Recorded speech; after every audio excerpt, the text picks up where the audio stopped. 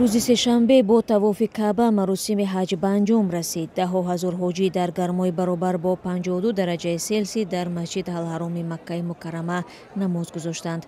به قول تلویزیون عربستان سعودی چندین حاجی به هوای گرم تاب آوردن نتوانستند و جان دادند. مقامات سعودی درباره شماره فوتیدگان معلومات بیشتر نداده، علاوه کردند که 2700 نفر از ضربه گرما تبابت گرفتند.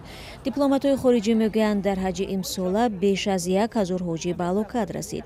خبرنگار فرانس پرس بر اساس معلومات از اظهارات رسمی نمایندگان 10 کشور اطلاع می‌دهد که کمش 1081 حاجی وفات کرده است.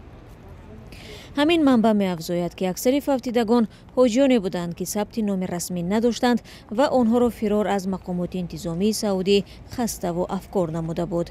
ابتدای ماه روان مقامات سعودی تاکید کرده بودند که حاجیان بی‌حجت را از مکه بیرون خواهند کرد، ولی ظاهراً تعدادی از آنها امکان یافت که مراسم حج را بجا آورد.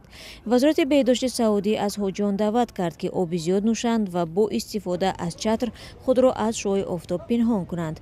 مقامات سعودی میگویند در حج امسال بیش از 1,800,000 نفر حضور داشت. سال جاری از تاجیکستان تقریباً 7,000 نفر برای ادای حج فرضی اجازه داشتند.